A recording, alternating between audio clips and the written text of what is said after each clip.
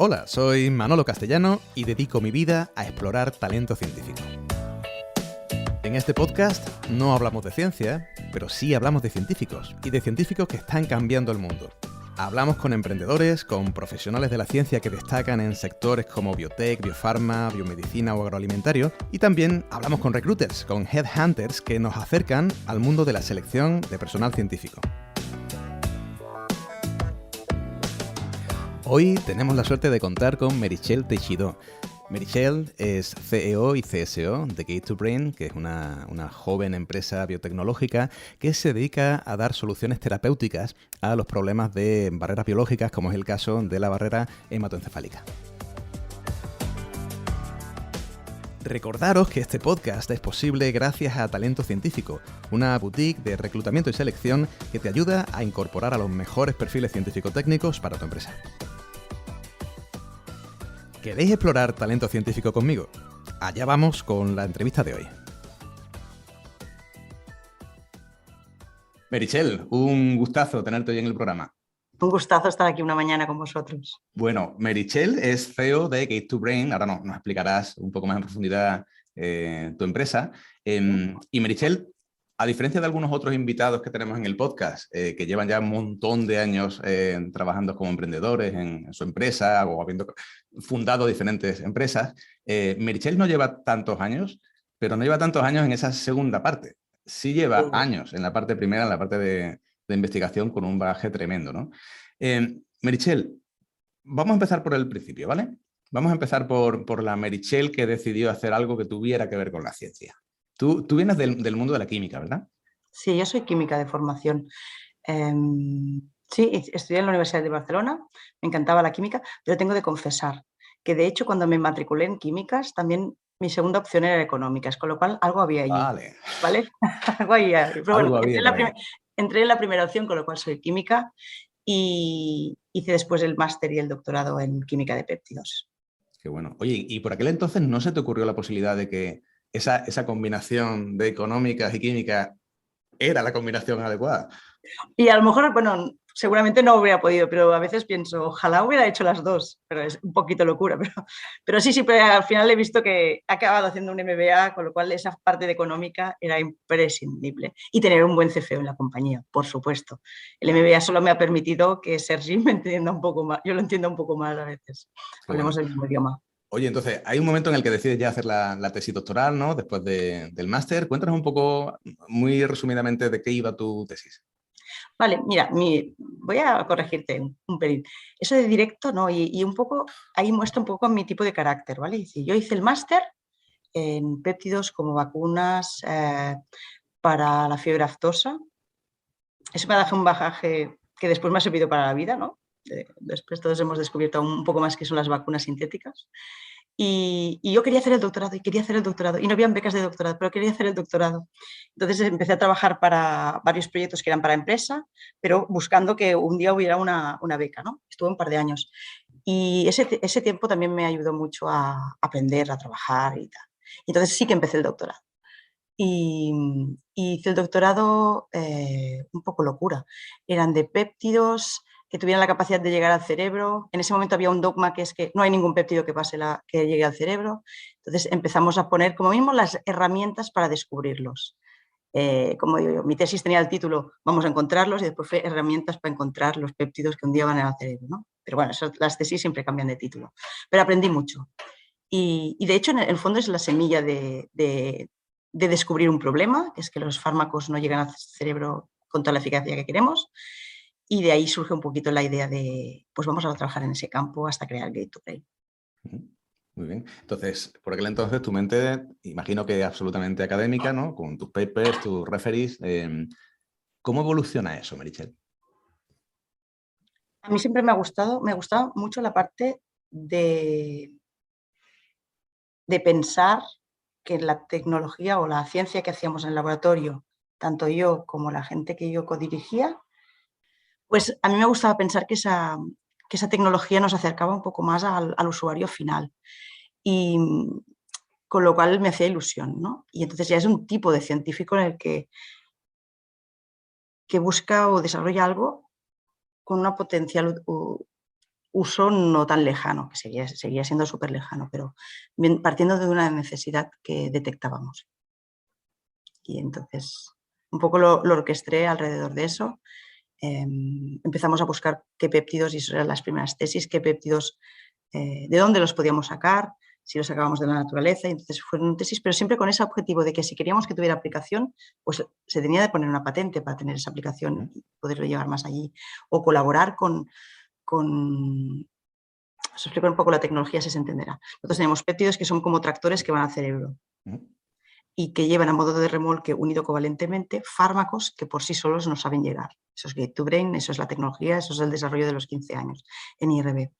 Esos péptidos son químicamente los preparamos, pero también los hemos descubierto en algún sitio, ¿no? Entonces, en algunos casos nos inspirábamos en péptidos de la naturaleza, en otros casos modificábamos nosotros péptidos para hacerlos resistentes a las proteasas. Un poco había y toda la química de, son 15 años de investigación, no es cierto, son 10 tesis doctorales, que eso son mucho más que 15 años de investigación.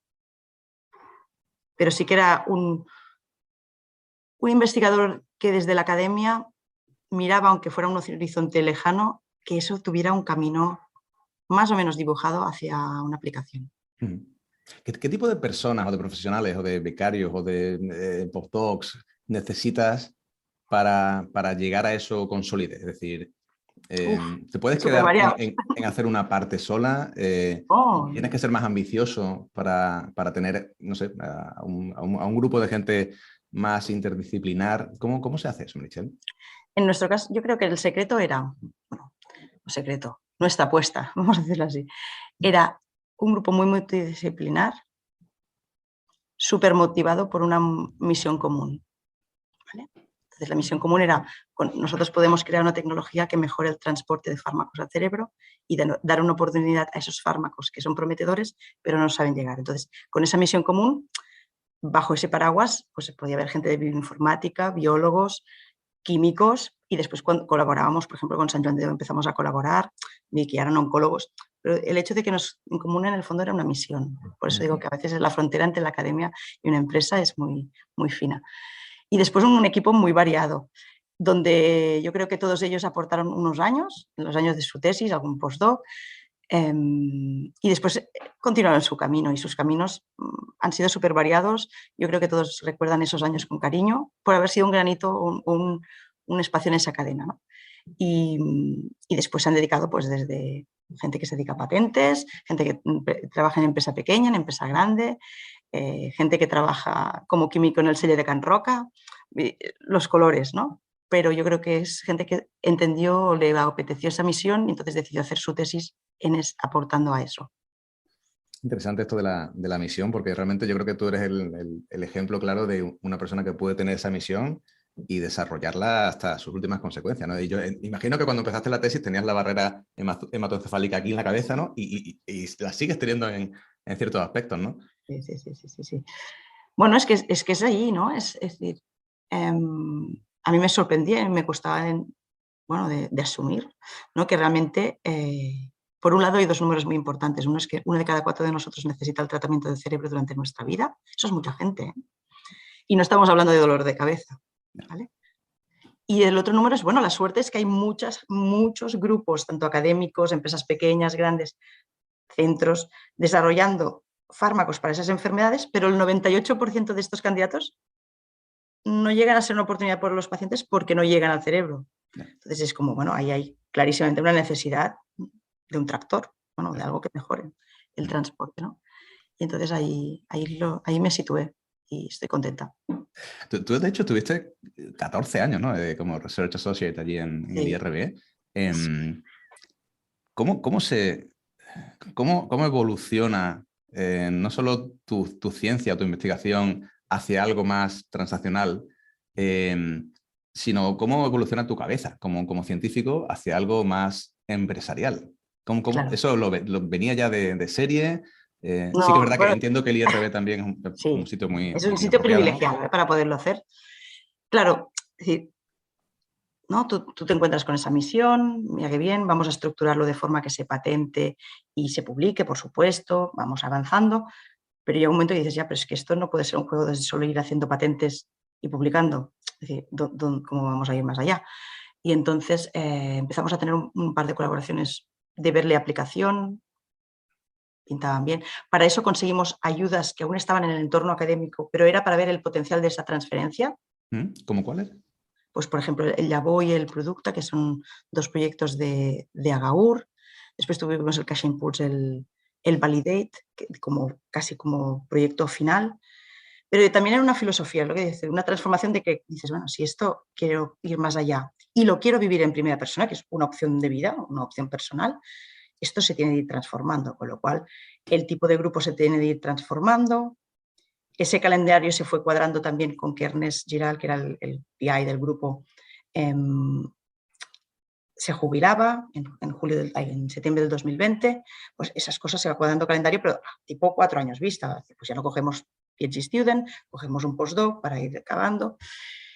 Se pudo hacer toda esa tecnología y esa validación aún con esos proyectos, que de hecho nos ayudó mucho a conseguir la primera ayuda económica ya como Gate to Brain, ¿no? Porque eran actividades que ya no tenían un valor para publicar, ¿no? Es decir, el escalado de 25 miligramos a 5 gramos, pues que yo sepa no es ninguna portada en Nature. Pero para el inversor sí que era, ¿usted ha probado nunca de hacer más o solo vamos a poder hacer 25 miligramos y llevaremos 10 años? Entonces, ese tipo de actividades son las que yo podía ir haciendo con el Cash Impulse, el Validate. También el Validate lleva una formación, tanto Llavó como Producta como Cash Impulse, el Validate, llevan una formación. Y entonces esa formación, yo siempre digo que era una carta de intenciones. ¿No? Es decir, tú empiezas a hacer esa formación y con lo cual en tu propia institución vas diciendo que de verdad que yo quiero vivirlo en primera persona, ¿eh? De verdad que lo voy a hacer. De verdad que... Entonces ofrecen, oye, que de verdad que lo va a hacer. ¿No? Y entonces vas haciendo esa carta de intenciones, vas cuadrando, ir cerrando ese grupo, ¿no? Cerrando no, sino ayudando a ese trampolín y que cada uno fuera donde le apeteciera, sobre todo. Y ir creando. Descubrí que me gusta más crear que cerrar, sobre todo que ir bajando la actividad en pandemia pues fue complicado, porque todo esto está pasando entre mayo y julio del 2020. Tiene mérito, ¿eh? Una época muy complicada, ¿no? Creo que tenemos la foto de constitución de la empresa más osa de la historia, porque estamos los fundadores y las instituciones como a 2 metros cada uno, con mascarilla, llevando el bolígrafo de casa porque el notario dijo, es que os traéis hasta el bolígrafo. Pues claro, es que estábamos en pandemia. ¿Y por qué nos creamos en julio del 2020? No es porque fuéramos locos, sino porque de hecho aplicamos al programa de Mind the Gap de la Fundación Botín. Aplicamos en 2018, por eso digo que es una transición preparada, ¿eh? En 2018 fuimos pasando etapas y entonces ya en mayo era como, del 2020 era como que sois vosotros y otros, y que va a ser de verdad. Y uno de los requisitos, no era requisito, pero yo creo que era saludable, es que yo pasara 100% a la compañía, que ya era mi deseo, pero era como, y viéndolo ahora era deseo y necesidad, ¿vale? Entonces, bueno, eso cuadraba con el cerrar en septiembre, cerrar mi posición permanente que tenía y abrir la de Gate to Brain, ¿vale? Y eso fue una aventura bonita. Fuimos bastante previsores y también a mí me gusta la ciencia, la hago por pasión y se tiene que poner un poquito de humor, ¿no? Porque si no, la ciencia no tiene gracia, ¿no? Y fuimos muy previsores. Entonces, el 10 de marzo, aunque no habíamos ni constituido, pero el 10 de marzo del 2020, como ya veíamos que esto iba de verdad y que íbamos a constituir, alquilamos un despacho, el 10 de marzo del 2020, ¿eh? Al que fuimos 3 veces, 2 veces, 5 a lo mejor, porque claro, el 13 ya no fuimos, o el 17 ya no fuimos más. Y entonces, bueno, entonces ahí eso sí que fue el despacho, bueno, no pasa nada. Pero ya desde el principio teníamos el plan de ser una empresa, llámale fluida, llámale diversificada, como queramos decir. Fabricamos en India, hacemos los experimentos en Sant Joan de Déu, el despacho lo teníamos en el Parque Científico, pero bueno, seguimos siendo una empresa asociada al Parque Científico, parte del equipo está en Madrid, colaboramos con Tel Aviv, pero eso ya era el planning antes de la pandemia, pero después hemos pasado a ser menos raros de lo que hubiéramos sido en ese entorno, ¿no? Y que nos ha acompañado a que ahora somos una empresa más diversificada en el mundo.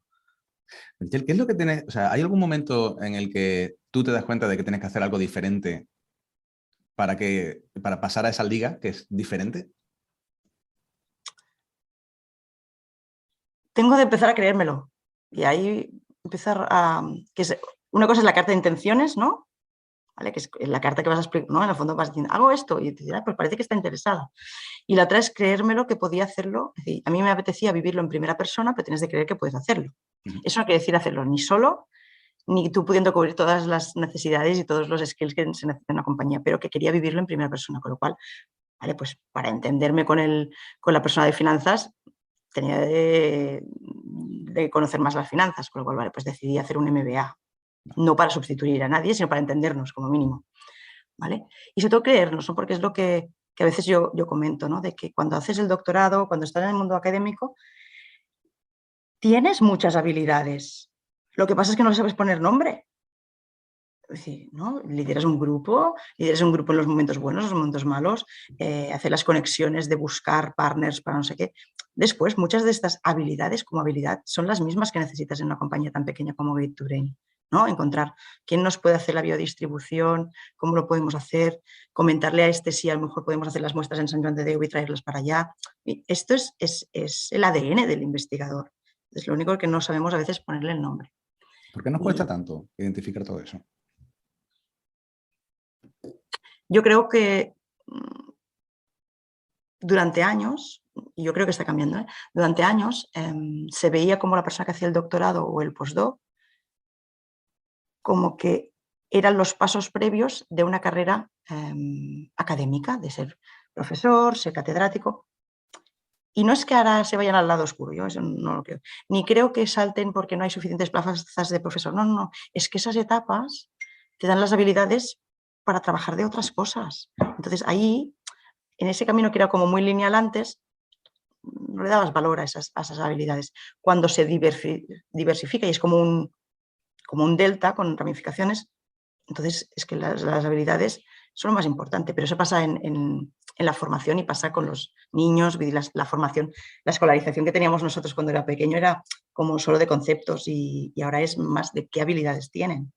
Entonces es lo mismo. El doctorado, el resultado puede ser espectacular o correcto, bueno, más o menos, como el mío, pero sobre todo son las habilidades que yo aprendí. De resistencia, ¿no? Es difícil trabajar 5 años en un proyecto que sale poquito, ¿no? Y cuando después saltas a la empresa, pues a veces los proyectos no siempre son fáciles. Entonces nuestra capacidad de resistencia es muy alta. En general los científicos tenemos, la mayoría, capacidad de resistencia. Yo siempre digo que el doctorado no es una prueba de inteligencia, pero sí una prueba de resistencia psicológica. De hecho, a ver, como usuario y como director de tesis, ¿no? Entiendo. Tú has estado, Sí, de hecho, sí. has sido 10 veces directora de tesis, ¿no? Sí, he sido, bueno, codirectora de tesis de 10 tesis y los colores. Y aprendes aprendes las cosas que después aprendes cuando lideras equipos, que lo que le va bien a uno no le va bien al otro, que todos los proyectos pasan por sus momentos arriba y sus momentos abajo, pero después vuelve a ser arriba, pues de esto.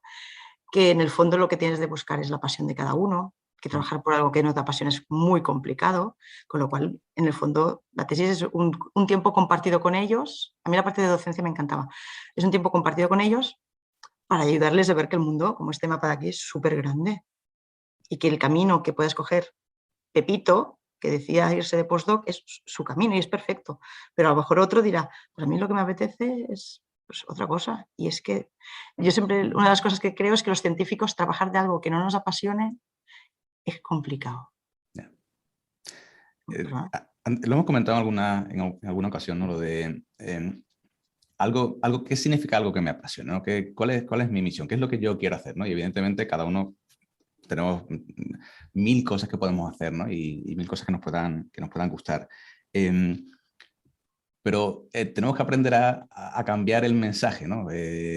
Como decías antes en las tesis, al principio, pues tu tesis va a salvar el mundo, clarísimamente, ¿no? Es una cosa que... Pues son primeras después te das cuenta de que aproximaciones a a lo mejor no salvarlo. tanto, ¿no? Y vas reculando, ¿no?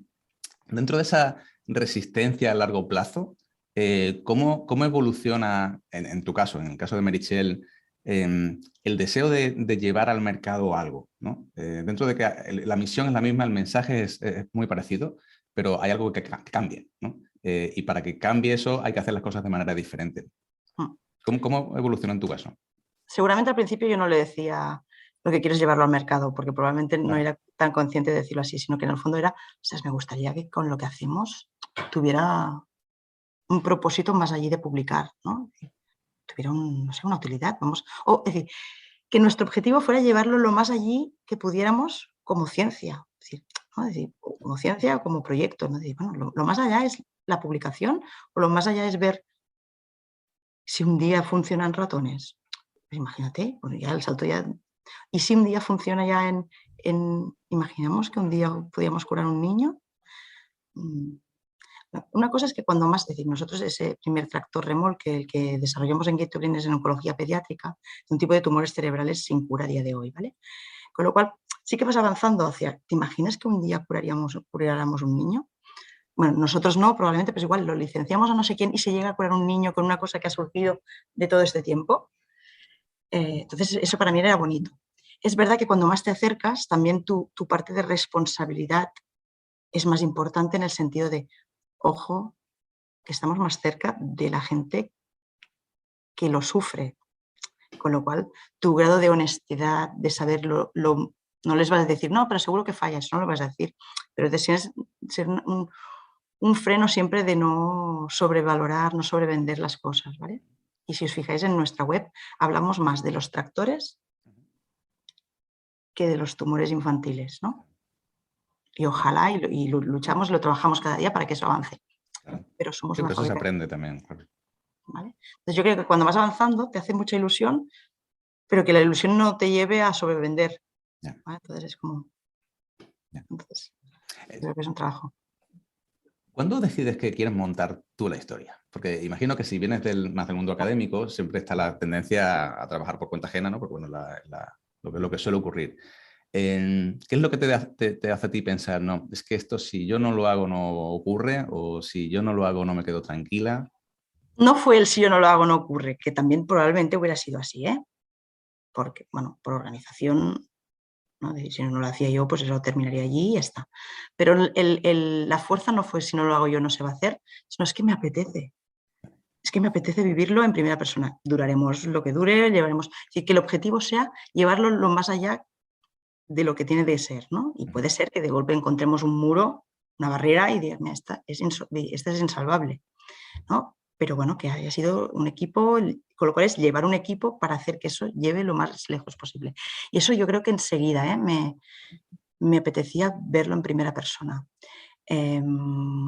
Por eso, porque tal vez te acuerdas que yo te he explicado que entre el máster y el doctorado quería hacer la tesis, ¿no? Y que una cosa es que sepas que las cosas a veces no pasan a la primera, pero hay una frase muy bonita que dice que lo imposible a veces solo viene más tarde. Entonces, ¿no? Es decir, bueno, venga, va, tal. Entonces, el verlo en primera persona, a mí me apetecía, ostras, es que esto me apetecería verlo en primera persona, ¿cómo vamos? A los 5 años no estaba preparado eso para decir, venga, va, con esto montamos una... Es decir, tener esa visión de decir, ahora, ahora es el momento, ahora o en 5 años, pero ahora hay una ventana de oportunidad de, ahora se puede montar. Entonces, hace una reflexión personal de, se puede montar y quiero que lo monte otro, que es una opción. Se puede montar y quiero vivirlo, sí, pues entonces organizamos. Y lo bonito también fue cuando en casa, bueno, lo iba diciendo, pero cuando ya lo dije que de verdad, me dijo, ya tardabas. Eso es lo que te iba a preguntar. Porque Ya claro, tardabas. no suele ocurrir, ¿eh? ¿Cómo lucha uno contra la inercia o las cosas preconcebidas, ¿no? O sea, Uy, ¿cuántos te dicen después, no? Pero ¿para qué te metes, no? Si tienes un trabajo bueno, ay, pero es que entonces profesionalmente... descubres una chill que tengo de descubrir, ¿no? A mí me gusta, no, y me encanta descubrirla, ¿eh? Em, yo creo en las personas, siempre, de hecho, de una charla TED Talk que se llama Somos todos líderes 3D, ¿no? Entonces, cuando somos líderes 3D hay varias caras, ¿no? Entonces, hay la cara del líder empático, que me ha gustado mucho de trabajar, ¿no? No he tenido, por suerte, vamos, no he tenido ningún problema de oncología pediátrica, pero sí que esa cercanía de la familia que está en un momento en un pas difícil, sí que lo he vivido por otras cosas, ¿no? Entonces, ese líder empático me ha gustado. Y entonces, bueno, en casa, pues tal cual, cuando lo dije me dijeron, ya tardabas, porque eso ya lo tenías tú aquí, ya tardabas.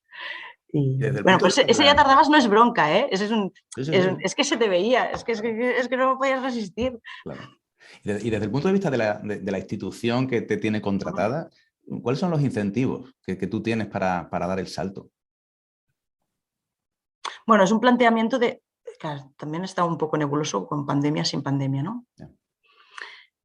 A lo mejor hubiera habido otras, no sé, otro momento final de pensar una alternativa, pero es que yo no fui jugando, no soy una persona que digas, quiero hacer esto, bueno, porque si no también quiero hacer esto, sino que hay un momento que tomas una decisión. Probaré de hacer esto, aunque vaya bien o vaya mal, pero probaré de hacer esto. Y como todo, tendrá cosas buenas y cosas malas, pero hay una apuesta, ¿no?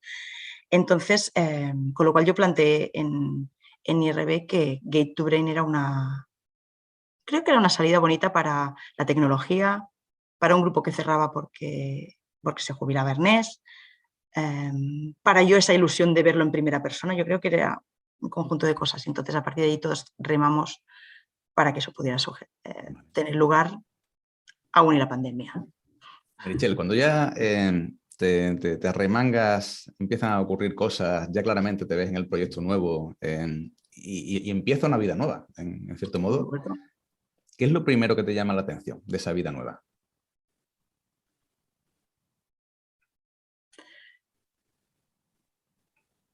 Es salir de mi zona de confort a todos los niveles. Es decir, cuando tú llevas 15 años en la academia, tu entorno es aunque sea grande, es igual tus conexiones, tu network, es crear un mundo paralelo que después se unirán, pero el otro se tiene que trabajar. Es decir, en el mundo de inversores, en el mundo la Chain no era nadie. Entonces, esa parte la tienes que trabajar. Desde la elegancia tampoco puedes estar en todas las sopas. Es decir, un punto de decir, bueno, es que esta es mi nueva zona de confort, que si lo quiero vivir en primera persona es una opción. No puedes estar solo tirando hacia la parte de CSO que no la parte de CEO. Y eso es un momento de trabajo. Fuera de la zona de confort,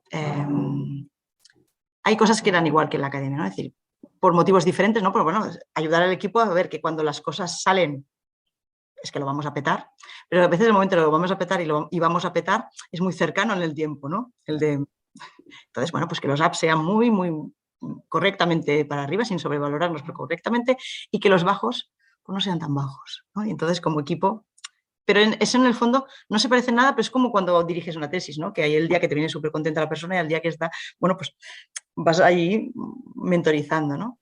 Pero sí que pasé a hacerlo en un entorno diferente de equipo. Lo hice online, ¿no? Es decir, nosotros, el equipo está entre Madrid, Barcelona y la colaboración que tenemos en Tel Aviv. A mí me habría gustado algunas cosas poderlas hablar en persona. Yeah. Entonces, establecimos herramientas nuevas, pues todos los lunes desayunamos juntos, aunque sea por Zoom, pero de forma totalmente informal, es decir, que si venían niños, que voy al cole, pues me voy al cole. Porque si no, nos faltaba el momentito del café, el que creas equipo, si no es muy raro.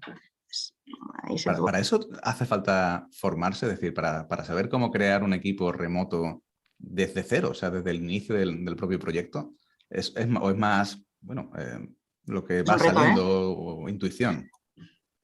Para mí, no tirándome, yo creo que el liderazgo de equipos es casi un arte. Podemos decir si es una ciencia o es un arte, entonces a veces los cursos van más a pensar que es una ciencia y yo creo que es más un arte que una ciencia, ¿vale?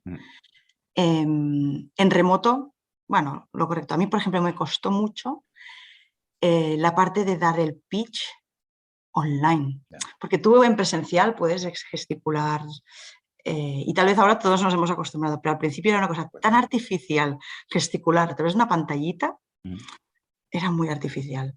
Entonces, no se ven las manos, ¿no? No sé, es como raro. Yo aposté por no poner fondos raros, sino poner fondos reales. ¿Vale? Pero es mi apuesta, ¿sabes? Porque es que si no ya me sentía, por como veía, era como, Chel, ¿dónde estás? Yo creo que es así. Y entonces nosotros hemos ido combinando a la que pudimos enseguida con la presencialidad, aunque fuera bilateral. Es decir, pues yo viajar a Madrid y estar unos días, ¿sabes? Bilateral y después de todos juntos. Pero sí que se tiene que organizar. Es un equipo diferente, ¿eh? Un equipo de la nueva realidad, vamos a decirlo así, híbrido. Es un equipo diferente. Oye, por cierto, ¿cómo creaste el equipo? ¿Cómo se comienza eso? Porque entiendo que tampoco habría una financiación tremenda al principio, pero hay que comenzarlo y en remoto. Sí, el equipo, yo soy de símiles, ¿eh? Hemos visto el tractor remolque. Yo siempre decía que Gate to Brain era una Zodiac, ¿vale? Entonces, como era una Zodiac, no podíamos saltar todos al barco porque es que entonces nos hundimos seguro. Entonces, que hacía falta, pues, ir subiendo por partes, ¿no? Entonces, sí que yo subí a full time Y eso me permitió después tener un equipo part-time, pero súper potente. Es decir, gente que Gate2Brain no se podría permitir a full-time al principio y que la Zodiac no hubiera aguantado seguro. Entonces, pero sí que tienes de tener un rol, y de hecho ahora somos 3 a full-time. Es decir, sí que tienes de tener un core que está, pues como la tienda que está abierta siempre, ¿vale? Pero el resto era gente muy potente, y eso yo creo que va a quedar no solo para Gate2Brain, sino para muchas empresas, que la gente participará. Lo más preciado será su tiempo y sus skills y su conocimiento y tal, y lo aportará a los proyectos que le lleven por pasión. Entonces dedicará pues, a 2 proyectos, a 3 proyectos, una parte part-time. Eso yo creo que el profesional será así. ¿Y esas personas las conocías de antes o las tuviste Sí. que encontrar? El núcleo duro, como lo llamo yo, el núcleo duro, sí, de los founders sí que nos conocíamos de antes, de muchos años, ¿vale? No creo que sea ni imprescindible, ni sea bueno, ni sea malo, sino que es nuestra apuesta. Bueno, yo siempre digo que las elecciones son elecciones. Creo que en el momento que estábamos hubiera sido muy difícil hacerlo con gente que no nos hubiéramos visto nunca antes. Ese core tan inicial de creación, ¿no? Porque claro, te voy a hacer el pacto de socios, te voy a hacer toda la estructura. Después las incorporaciones han sido gente que no conocía, ya es diferente, pero el núcleo inicial es que era todo online. Entonces era un poquito complicado. Meritxell, en el caso de tu empresa, sí que es verdad que al venir de un ambiente con una buena infraestructura de emprendimiento, ¿no? Como es el IRB, a lo mejor no hicisteis los pasos canónicos, ¿no? Que muchas empresas dan. ¿Qué ventajas o qué inconvenientes tiene eso? ¿Qué tipo de financiación o de Claro. premios conseguisteis vosotros que os Sí, yo permitiera siempre digo, ese ¿no? camino? Si el emprendimiento es un juego de la oca, ¿no? Pues a veces uno de golpe, ni mejor ni peor, pero avanzas de una forma o de otra y al final donde llegas, pues cada uno, ¿no? Nosotros como conseguimos, bueno, yo dentro de IRB crecer mucho la tecnología, es decir, darle mucha relativamente validación como tecnología, estaba muy validada y protegida con patente. Entonces, y el Validate nos permitió hacer las actividades de bajada de riesgo para inversor, es decir, no esas actividades que te comentaba. Eso nos hizo más atractivos para ser seleccionados por el programa de Mind the Gap de la Fundación Botín. Y eso, que fue perfecto, pero eso es un salto de las primeras 3 casillas. Entonces, con lo cual, Gate2Brain no nace con las 3 Fs, sino que nace con una inversión que para ser tan inicial era más grande de lo esperado, pero que nos va bien, sobre todo porque estamos en un entorno que el 2020, la gente cuando nos creamos, la gente decía, ¿esto no sirve para el COVID? No. Pues mira, lo tenéis fatal, ¿sabes? Entonces, en ese momento nos sirvió para ir avanzando, para hacer los nuevos experimentos que animarán a la siguiente ronda. Entonces, es un camino que es el camino de Gate2Brain, ¿no? El de haber conseguido crecer mucho dentro de la institución y saltar con la consecución de un programa que nos avanzara unas cuantas casillas y nos permitiera avanzar hasta entonces ser atractivos para una ronda un poco más grande, que es donde estamos. ¿Cuál es la clave para tener una spin-off que crece muy rápido y muy bien? Esa solidez técnica, que en vuestro caso era Sí. muy robusta.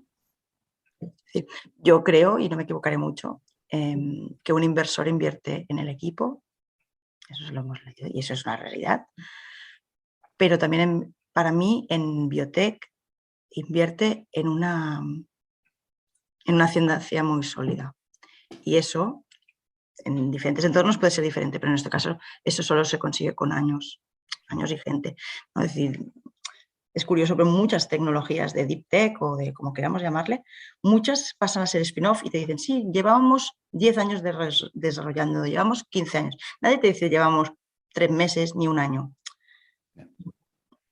Bueno, sería otro tipo de entorno, ¿no? Pero realmente esas que son tecnologías que a lo mejor pueden ser muy disruptivas y cambiar, tener un impacto social muy grande en los tratamientos de enfermedades, necesitan un tiempo de cocción. Y ese tiempo, yo diría que está entre los 10 y 15 años. Vale. Por mi experiencia y por la experiencia de otras empresas, ¿eh? Y Meritxell, tú ahora mismo estás compaginando labores de CEO y de CSO. ¿Qué es lo que te gusta de uno y qué es lo que te gusta de otro?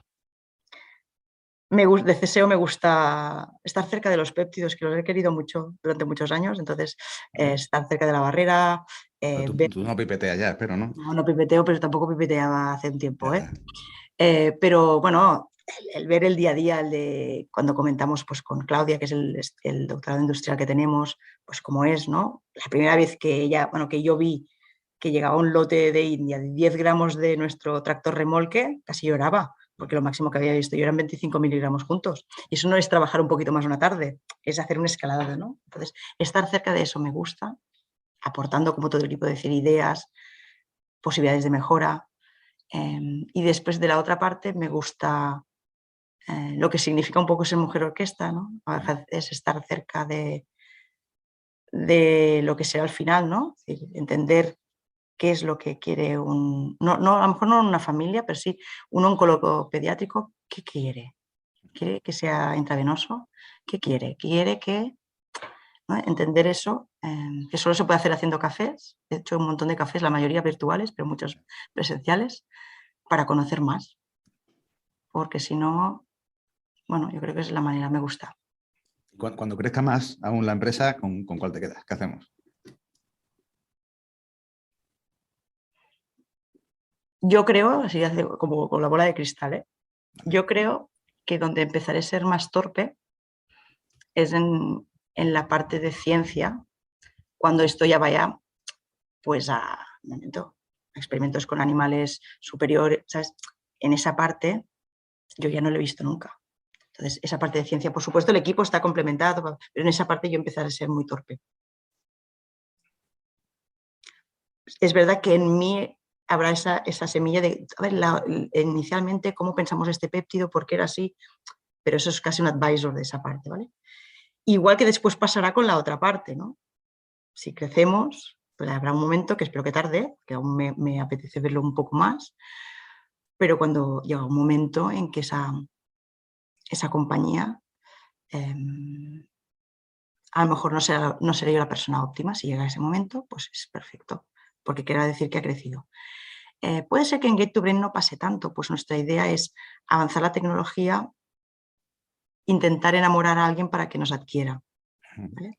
Y ese intentar enamorar a alguien para que nos adquiera, puede ser que hasta ese enamoramiento mi rol aún sea el de esa pasión que permite llegar ahí. Si nosotros quisiéramos ser una nueva empresa, abriendo muchas líneas nuevas, entonces a lo mejor sí que mi torpeza aparecería mucho antes, ¿no?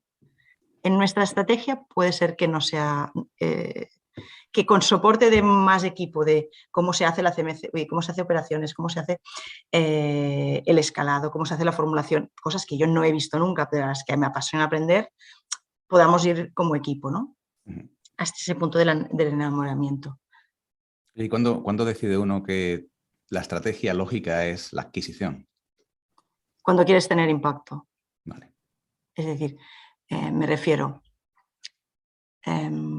si nosotros, ¿no? Es decir, si ¿no? Los números que te comentaba antes, ¿no? Si 1 de cada 4 de nosotros necesita el tratamiento del cerebro, no puede ser que Gate to Brain vayan viniendo fármacos, le enganchemos tractor y digamos siguiente. Eso no va a ningún sitio. Entonces, para conseguir no abrir 2 líneas ni 3, sino tener un gran impacto y que los tratamientos de enfermedades del cerebro tengan mejor eficacia, o a veces puedas dar menos y tener menos efectos secundarios porque ya llega bien, eso llega un momento en que no lo puede hacer Gate to Brain, lo tiene que hacer porque alguien adquiere, y eso no estamos inventando nada, ¿eh? Algunas plataformas de estas tecnológicas, su camino natural es tener una validación en un espacio pequeño, ¿no? De mercado, de los tumores cerebrales que estudiamos, es un mercado muy pequeño, pero donde podemos ser excelentes, validemos la tecnología y alguien diga, pues me lo llevo la tecnología para mis otros candidatos que no son ni en pediatría ni en oncología, pero que pueden tener mucho impacto para, me invento, Alzheimer, Parkinson, cualquier otra cosa, y que después a ese nivel esa empresa farmacéutica diga, ay, pues lo que son para epilepsia hago un convenio con Otsuka, ¿vale? Pero que ya sea a ese nivel. Si queremos que tenga impacto, no nos lo podemos quedar como nuestro tesoro. De hecho, yo siempre digo que si en 10 años Gate to Brain existe, es que la tecnología no era suficientemente buena. No, porque es decir, que nadie haya querido un tractor que lleva los fármacos al cerebro, es curioso. Es una sospecha, es una alerta de decir, ojo, chicos. Meritxell, vamos a ir terminando, pero antes me gustaría preguntarte ¿qué es lo que más te gusta de tu día a día ahora como CEO?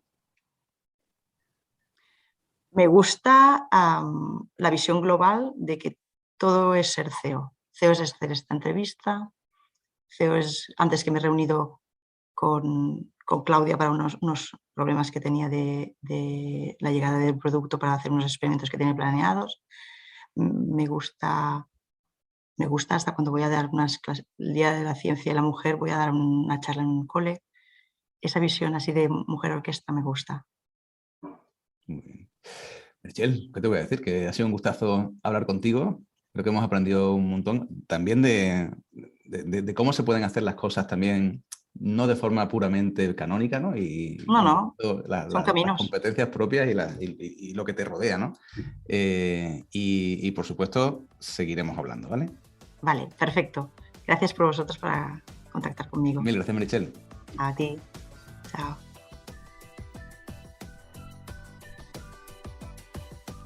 Bueno, espero que os haya gustado el programa de hoy. Sabéis que nos podéis seguir en redes sociales, donde encontraréis esta y muchas otras entrevistas y donde además tendréis acceso a ofertas de empleo de perfiles científico-técnicos. Mil gracias por estar ahí y nos vemos en el próximo episodio, en el que estaremos explorando talento científico.